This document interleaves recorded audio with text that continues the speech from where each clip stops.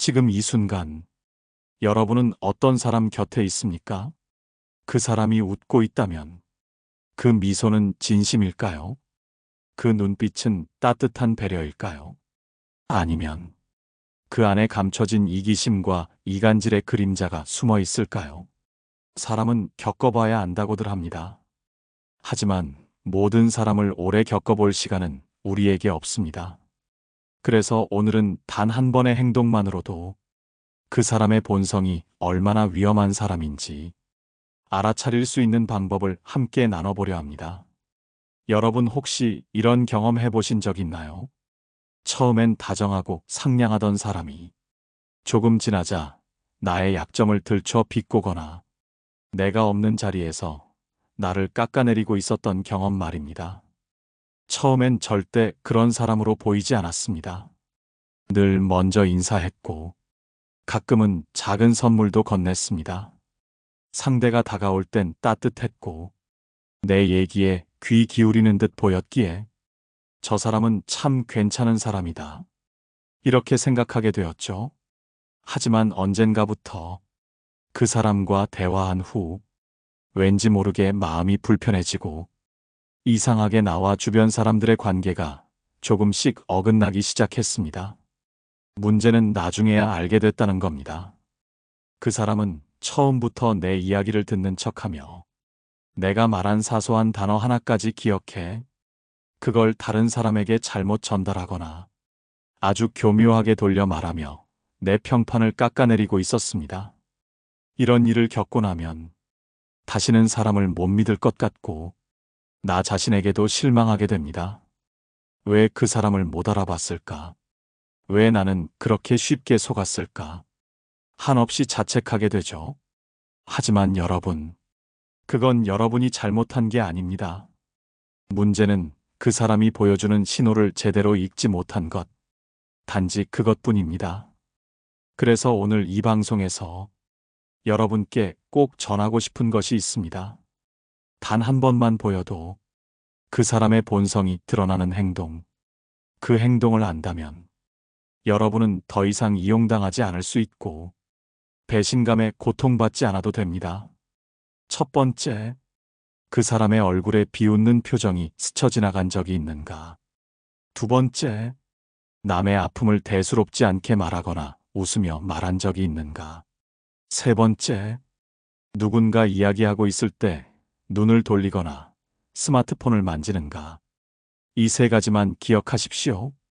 이 중 단 한 가지 모습이라도 보인다면 그 사람은 지금 여러분을 진심으로 대하고 있는 게 아닙니다. 철학자 쇼펜하우어는 말했습니다. 사람의 진심은 언어가 아니라 행동에 담겨 있다. 말은 얼마든지 포장할 수 있습니다. 하지만 무심결에 나오는 손동작, 입꼬리의 방향, 타인의 이야기를 대하는 태도는 그 사람의 마음속을 정확히 비춥니다. 그렇기에 우리는 표정 하나, 손짓 하나에도 섬세하게 귀 기울여야 합니다. 오늘의 이야기는 여기까지입니다. 하지만 이건 시작에 불과합니다. 다음으로는 첫 번째 신호, 비웃음의 표정에 대해 조금 더 깊이 다뤄보겠습니다. 그 표정 하나로 어떻게 본성이 드러나는지 여러분의 마음에 스며들도록 천천히 풀어드리겠습니다. 비웃음, 그것은 아주 짧고 순간적인 표정입니다. 하지만 그 짧은 표정 하나에 그 사람의 본성이 얼마나 위험한지 고스란히 드러납니다. 비웃음은 말보다 빠르게 마음속의 멸시를 드러냅니다. 겉으로는 웃고 있어도 그 웃음 뒤에 숨어있는 감정은 상대를 깔보고 조롱하는 마음입니다. 여러분 혹시 이런 상황을 겪어본 적 있으신가요? 여러 사람이 모여있는 자리에서 여러분이 진지하게 이야기하고 있을 때 어느 누군가가 눈을 피하지도 않고 입꼬리를 한쪽으로 올리며 씩 웃었을 때 말입니다. 그 웃음에는 따뜻함이 없습니다. 격려도 아니고 공감도 아닙니다. 그건 말 그대로 비웃음입니다. 그 순간 그 사람은 여러분의 말이나 존재 자체를 하찮게 여기고 있다는 겁니다. 그 비웃음이 처음은 아니었을 겁니다.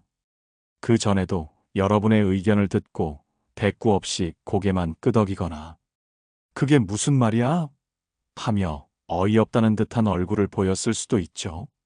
이런 사람은 여러분을 사람 대 사람으로 대하지 않습니다.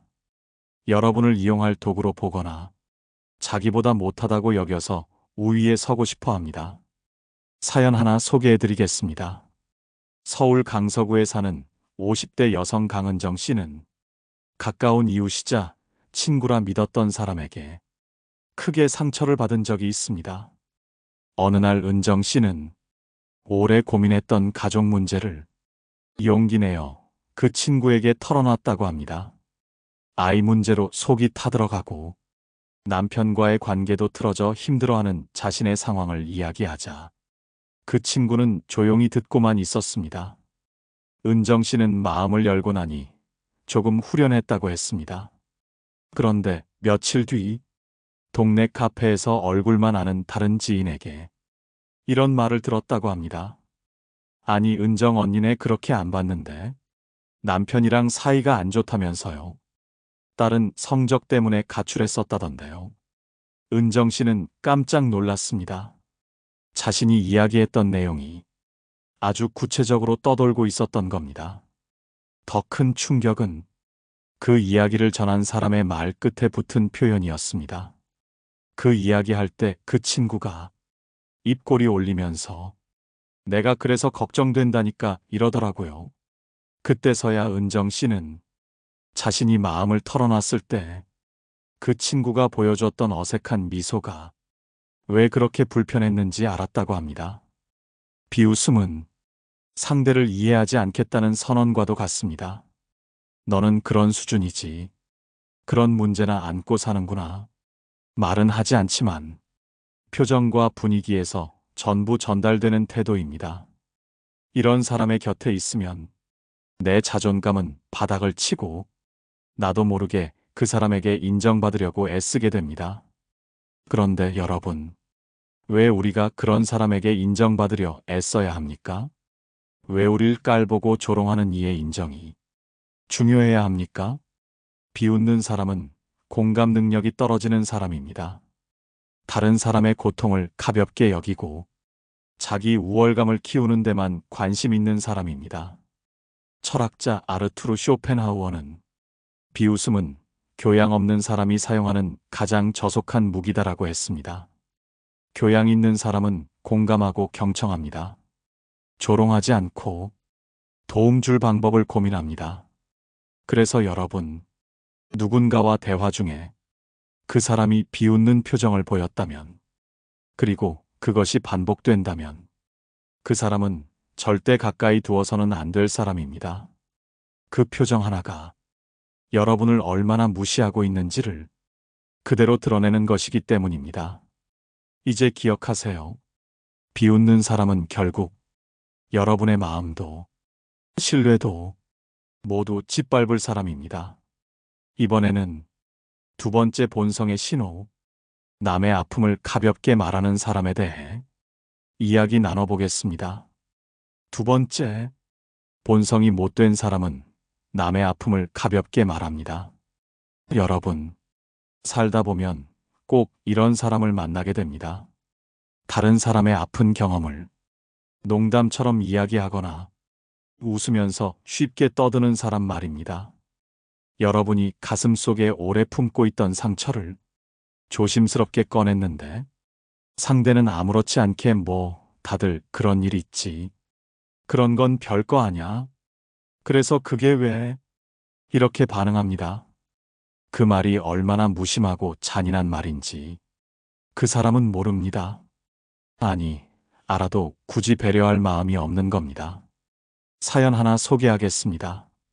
인천에서 생활하는 40대 중반의 남성 이철수 씨는 오래도록 숨기고 있던 이야기를 회사 동료와의 술자리에서 털어놓게 됐습니다.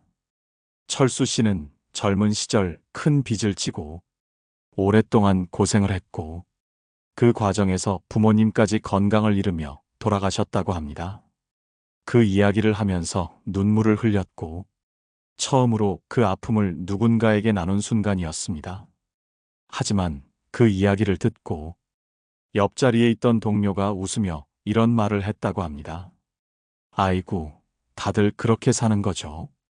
그거 갖고 눈물까지 흘려요?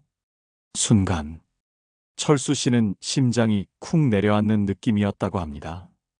자신의 상처가 조롱당한 것 같았고 앞으로 누구에게도 마음을 열지 못할 것 같았다고 했습니다.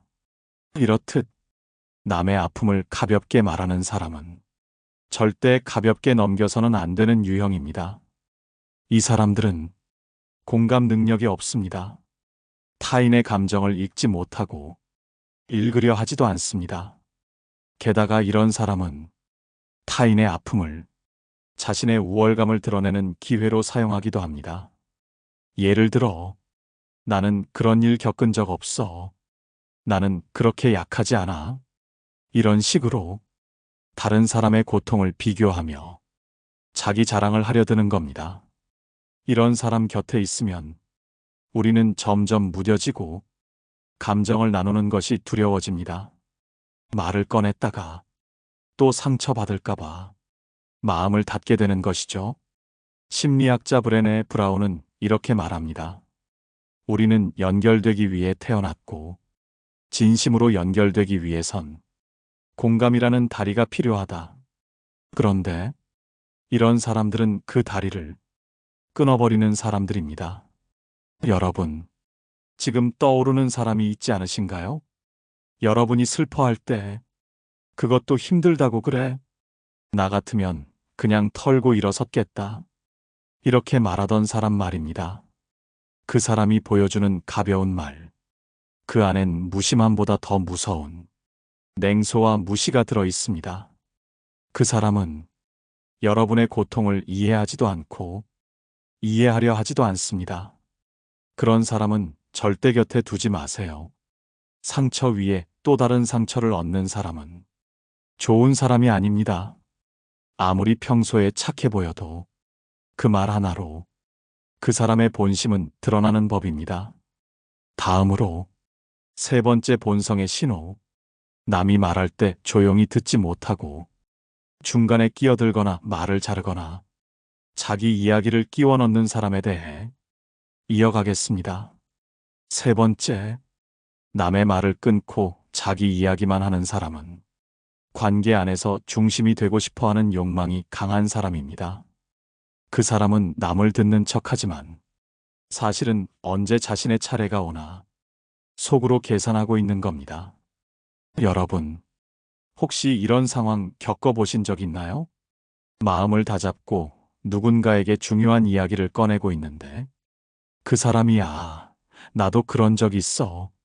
근데 나는 더 심했어 하면서 갑자기 자기 이야기로 흐름을 바꿔버리는 경우 말입니다.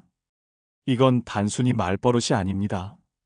상대에 대한 존중이 없는 겁니다. 나보다 상대가 더 아픈 것 같으면 그 감정을 덮으려 하고 나보다 주목받는 이야기가 나올 것 같으면 중간에 끊고 자기로 돌리는 겁니다. 사연 하나 소개하겠습니다. 경기도 안양에 사는 50대 여성 김지영 씨는 최근 딸과의 갈등으로 많이 힘들었다고 합니다. 딸이 사춘기를 지나며 날카로워졌고 사소한 말에도 상처를 받는다며 집을 나간 적도 있었다고 합니다. 이런 속마음을 친구에게 털어놓았는데 친구는 이렇게 말했습니다. 야, 너는 그래도 낫다. 우리 애는 고등학교 때 가출도 했어. 나 그때 경찰까지 불렀잖아. 그래도 너희 딸은 착한 편이지. 그 순간 김지영 씨는 더 말하고 싶지 않았다고 합니다. 자신의 감정은 사라지고 친구의 기억만 덩그러니 남았던 그 자리. 그때 지영 씨는 깨달았다고 합니다. 이 사람은 내 이야기를 듣는 사람이 아니구나.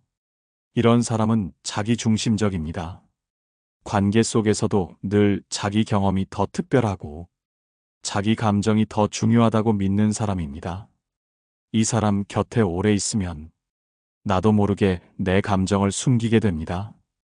왜냐하면 이야기를 꺼내도 돌아오는 건 위로가 아니라 비교와 평가뿐이니까요. 이런 유형의 사람들은 자존감이 낮은 경우가 많습니다. 그래서 늘 자기가 더 아프고 자기가 더 특별하다는 걸 입으로 증명하려 드는 겁니다. 심리학자 칼 로저스는 이렇게 말합니다. 진정한 관계란 상대의 감정을 온전히 들을 수 있는 태도에서 시작된다. 하지만 남의 말을 끊고 자기 이야기만 하는 사람은 그 출발점조차 만들지 못하는 겁니다. 혹시 여러분 주변에 이런 사람이 있지는 않나요? 늘 내 이야기를 꺼내면 그런 거 나도 있었지. 그보다 나는 더 힘들었어. 이런 식으로 나의 이야기를 자기 이야기로 묻어버리는 사람 말입니다. 그 사람은 여러분의 감정에 진심으로 관심이 없는 사람입니다. 그저 자신의 감정만이 세상에서 가장 소중하다고 믿고 있는 사람일 뿐입니다. 이런 사람을 오래 곁에 두면 여러분은 점점 혼자라는 느낌을 받게 됩니다. 들어주는 사람이 없고 공감해주는 사람이 없다는 그 허전함 속에 외로움이 깊어지는 것이죠. 이번에는 이런 본성을 가진 사람들로부터 어떻게 거리두기를 해야 하는지 실천적이고 구체적인 조언을 이어가겠습니다. 그래서 여러분, 이제부터는 이런 사람들과 어떻게 거리를 두어야 할지 조금 더 구체적인 방법에 대해 이야기해 보려 합니다. 가장 먼저 실천할 수 있는 방법은 감정의 선 긋기입니다. 우리는 종종 관계에서 좋은 사람이라는 이유로 감정의 영역까지 내어주는 실수를 하곤 합니다. 저 사람도 힘드니까 말을 그렇게 해도 나쁜 뜻은 아닐 거야. 이렇게 스스로를 타이르며 상대의 말과 행동을 마음에 담아두고 그 감정을 품고 견디는 겁니다. 하지만 여러분, 감정은 공유하는 것이지 침범당하는 것이 아닙니다. 내가 나의 감정에 대해 가치를 인정하고 존중해야 남도 나를 그렇게 대할 수 있는 겁니다. 예를 들어 누군가 여러분의 이야기를 끊고 자기 말만 하기 시작한다면 부드럽지만 단호하게 이렇게 말해보세요. 지금 제 이야기 들어주시면 고맙겠어요. 이건 저한테 정말 중요한 이야기라서요. 이 말에는 두 가지 효과가 있습니다. 첫째, 상대가 여러분의 감정을 인지하고 멈추게 됩니다. 둘째, 자신의 감정을 말로 표현하면서 내 마음의 자리를 스스로 지킬 수 있습니다. 두 번째 방법은 반응하지 않기입니다. 말을 끊거나 자기중심적으로 구는 사람들은 상대가 반응하는 걸 통해 자신의 감정적 위치를 확인하려 합니다. 즉 여러분이 속상한 티를 내거나 서운하다는 반응을 보이면 그것조차도 그 사람은 자신의 존재감으로 받아들이게 되는 겁니다.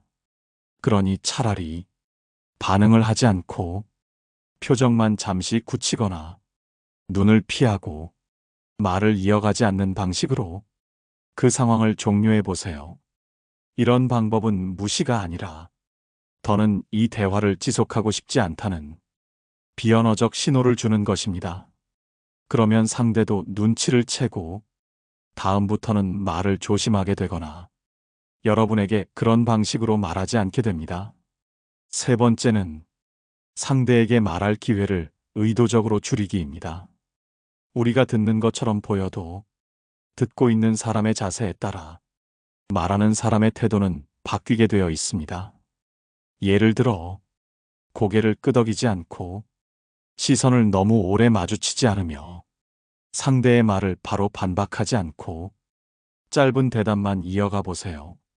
이렇게 하면 상대는 자연스럽게 여러분을 반응이 적은 사람으로 인식하고 자신의 이야기를 덜 하게 됩니다. 그 사람과의 관계에서 여러분이 중심을 지킬 수 있게 되는 것이죠. 사실 이 모든 방법의 핵심은 하나입니다. 내 감정을 먼저 인정하고 그 감정을 지킬 수 있는 거리를 만들라는 것. 예전에 한 불교 스님의 글에서 이런 구절을 읽은 적이 있습니다. 모든 괴로움은 내 마음을 지키지 못한 데서 시작된다. 여러분의 마음을 지키는 일은 그 누구도 대신해주지 않습니다. 그래서 오늘 이 시간 이후부터는 누군가가 여러분의 말을 끊고 자기 얘기만 늘어놓기 시작한다면 속으로 이렇게 다짐해 보세요. 아, 이 사람은 지금 자기 감정의 구덩이에서 허우적대고 있구나. 나는 그 구덩이에 함께 빠지지 않겠다. 그리고 감정을 단단히 하고 거리두기의 첫걸음을 내딛어 보시기 바랍니다. 이번에는 이런 사람들과 오래 관계를 이어갈 경우 우리 삶에 어떤 영향을 주는지, 그리고 그로 인해 스스로를 잃지 않으려면 어떤 시선을 가져야 하는지 함께 나누어 보겠습니다. 그래서 결국 여러분, 문제는 상대가 아니라 그런 사람과 오래 관계를 이어갈 경우 우리 삶에 어떤 영향을 주는지 그것을 정확히 들여다보는 데 있습니다. 왜냐하면 사람은 함께 있는 사람을 닮기 마련이고 그 사람의 말투와 태도, 심지어 감정의 흐름까지 알게 모르게 내 안에 들어오기 때문입니다. 처음에는 별 생각 없이 넘어갔던 말. 그런 것도 모르냐? 너는 왜 항상 그 모양이냐? 이런 말이 계속 반복되면 그 말이 자꾸 귓가에 남습니다. 자기 자신을 자책하게 되고 자신도 모르게 나는 정말 부족한 사람인가 하는 생각이 마음을 지배하기 시작합니다. 그렇게 한 사람의 왜곡된 시선이 여러분 삶의 중심을 흔들기 시작하는 겁니다. 심리학에서는 이런 현상을 내면화된 비난이라고 부릅니다. 타인의 언행이 내 자존감에 스며들어 결국 내가 나를 스스로 비하하고 제약하게 되는 거죠. 더 무서운 건 이런 관계가 계속되면 건강한 관계를 맺는 법을 잊게 된다는 점입니다. 그래서 어떤 분들은 좋은 사람을 만나도 불편해합니다. 왜냐하면 익숙한 방식이 통제당하는 관계였기 때문입니다. 자기를 존중해주는 사람보다 자기를 무시하고 기분 나쁘게 만드는 사람에게 더 끌리는 심리적 착각에 빠지게 되는 것이죠. 이럴 때 필요한 것이 관계의 리셋입니다. 과거에 맺은 인연을 억지로 끊으라는 뜻이 아니라 그 관계 안에서 내가 어떤 감정을 느꼈는지 그 감정의 흐름을 들여다보는 겁니다. 자주 서운했다면 왜 서운했는지를 생각해보고 늘 죄책감이 들었다면 그건 내 잘못이었는지 아니면 상대가 만든 감정이었는지를 하나하나 따져보는 겁니다. 그 과정 속에서 이 감정은 내 것이 아니다. 그 사람의 말은 진실이 아니었다. 라는 인식이 생기면 비로소 우리는 그 관계에서 벗어날 힘을 얻게 됩니다. 이때 중요한 자세는 스스로를 비난하지 않는 것입니다. 왜 그때는 몰랐을까? 왜 그 사람 말에 상처받았을까? 자신을 원망하는 대신 그만큼 내가 순수하고 다정한 사람이었다는 증거라 자기 자신을 인정해 주셔야 합니다. 철학자 쇼펜하우어는 이런 말을 남겼습니다. 고요한 바다는 훌륭한 선장을 만들 수 없다. 살아가면서 인간관계라는 파도 속에서 우리는 수많은 흔들림을 겪게 됩니다. 그 파도는 때로 여러분을 아프게 하고 지치게 만들기도 하지만 그 안에서 우리는 사람을 읽는 눈을 얻고 내 마음을 지키는 힘을 갖게 되는 겁니다. 그러니 오늘 이 방송을 듣고 있는 여러분은 이미 그 파도를 지혜롭게 건너는 길 위에 서 있는 사람입니다. 다음으로 이런 사람에게 휘둘리지 않고 당당하게 살아가는 법, 그리고 그 관계를 완전히 정리하지 않더라도 건강하게 관리할 수 있는 실질적인 방법, 함께 알아보겠습니다. 그럼 이제 여러분이 꼭 기억해야 할 마지막 이야기입니다. 앞서 말씀드렸듯 단 한 번의 행동, 딱 한마디 말, 남이 말할 때 보이는 태도 하나만으로도 그 사람의 본성이 보이는 순간이 있습니다. 그런 사람과 거리를 두는 건 겁쟁이라서가 아닙니다. 그건 여러분이 더 이상 상처받지 않겠다는 결심이고 여러분 자신을 존중하겠다는 다짐입니다. 사람을 잘라내는 게 두려워 계속해서 참고 또 참고 속으로만 사귀면서 지내다 보면 결국 내 감정은 병들고 내 일상은 무너지고 맙니다. 그래서 멀리해야 할 사람을 더 이상 곁에 두지 않는 건 사랑이 없어서가 아니라 자기 자신을 지키는 가장 현명한 방법입니다. 사람이란 누구나 약한 순간이 있고 누구나 실수할 수 있지만 그 실수를 반복하고 그 약함을 이용하려 드는 사람이라면 그건 실수가 아니라 의도일 수 있습니다. 의도가 담긴 못된 행동, 계속되는 무시와 비아냥, 말을 가로채고 상대의 말에 끼어들며 존재 자체를 사소하게 만드는 사람, 그 사람을 바꾸려 하지 마세요. 여러분이 바꿔야 할 것은 그 사람을 향한 거리입니다. 말을 줄이고, 만남을 줄이고, 생각을 줄이고, 그 사람의 말과 표정과 행동이 내 마음에까지 들어오지 않도록 벽을 세우고 선을 긋는 것, 그게 바로 건강한 인간관계를 위한 첫걸음입니다. 여러분께 이런 말씀을 드리고 싶습니다. 세상에는 좋은 사람이 훨씬 많습니다. 여러분을 진심으로 아끼고 여러분의 말을 끝까지 들어주고 여러분의 마음을 소중하게 여기는 사람이 분명히 있습니다. 그런 사람에게 여러분의 에너지와 시간을 쓰십시오. 언제든 연락하면 반가워하고 여러분의 근심을 함께 나누고 무리하지 않고도 편하게 만날 수 있는 사람. 그런 사람은 결코 하루아침에 만들어지지 않습니다. 여러분이 상처로부터 조금씩 멀어지며 스스로를 이해하고 나를 믿는 시간을 거쳐야만 그런 인연도 자연스럽게 다가옵니다. 자꾸 상처 주는 사람에게 왜 나를 이렇게 대할까? 왜 나만 이런 취급을 받을까? 그런 질문을 멈추고 이제는 이렇게 물어보세요. 나는 왜 그런 사람과 계속 관계를 이어가고 있었을까? 이 질문이 바뀌는 순간 여러분의 관계도 바뀌고 여러분 삶의 중심도 바뀔 것입니다. 마무리하면서 오늘의 핵심 메시지를 정리해 드리겠습니다. 첫째, 이 모습 한 번만 보여도 그 사람의 본성은 드러납니다. 둘째, 이 말 한마디로 그 사람의 내면을 알 수 있습니다.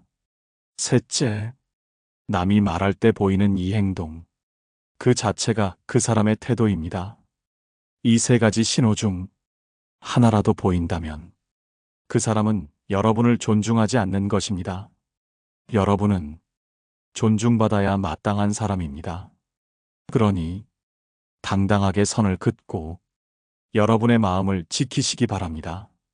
오늘 방송이 여러분의 삶에 작은 용기를 드렸기를 바랍니다. 혹시 오늘 이야기 들으며 떠오른 사람이 있다면 댓글로 남겨주셔도 좋습니다. 또 여러분 주변에 이런 고민을 안고 있는 분이 있다면 이 영상을 공유해 주세요. 구독과 좋아요는 여러분의 따뜻한 공감이라는 걸 잘 알고 있습니다. 저는 다음 시간에도 여러분의 마음을 어루만지고 위로가 될 수 있는 이야기로 다시 찾아뵙겠습니다. 오늘도 여러분 수고 많으셨습니다. 고맙습니다. 깨달음의 광장이었습니다.